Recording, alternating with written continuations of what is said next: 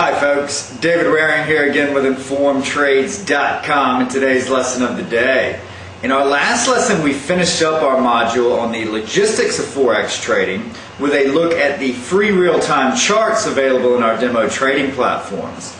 In today's lesson we're going to start a new module on what moves the Forex market with a look at something which is known as trade flows. So let's get started.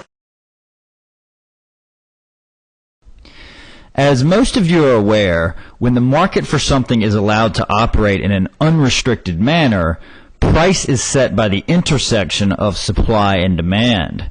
This means that if there is more demand than supply for something, then price should rise.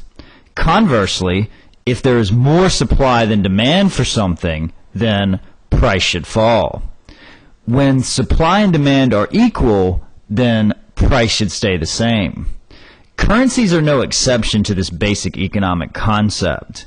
At its core, the value for a free-floating currency is determined by the demand for a particular currency in relation to its supply.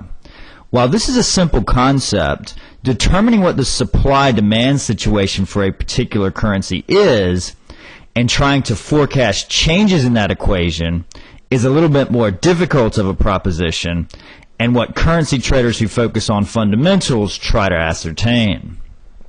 With this in mind, whenever anything happens such as an increase or decrease in the amount of goods and services imported or exported by a country, an economic news release, a speech by a Fed official, or a geopolitical event, a currency trader will always ask the question, how does this affect the supply-demand situation and therefore the value of the currency that I'm trading?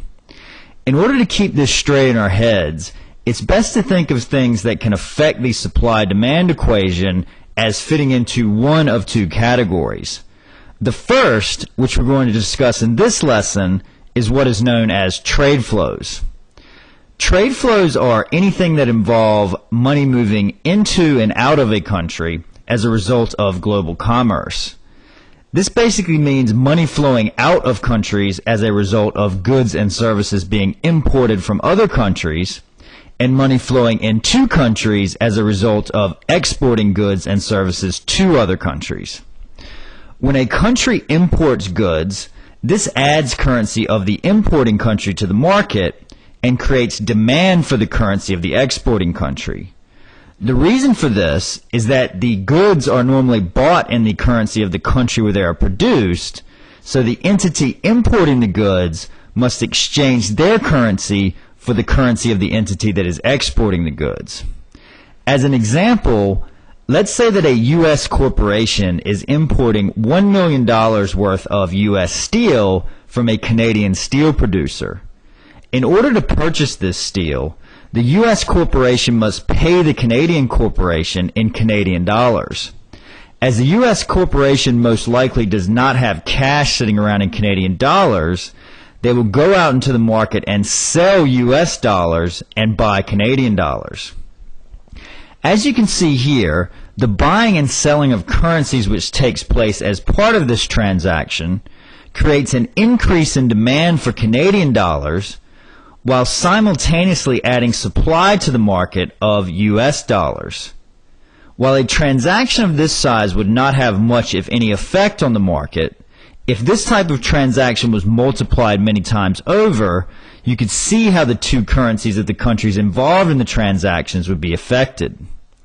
In general, countries which rely heavily on imports will see a weakening effect on their currency as a result of this, all else being equal, and countries who have economies which are more export-oriented will see a strengthening effect as a result, all else being equal. That's our lesson for today. In our next lesson, we're going to learn about the second category of market-moving money flows, which are known as capital flows, so we hope to see you in that lesson. As always, if you have any questions or comments, please feel free to leave them in the comments section below, and good luck with your trading.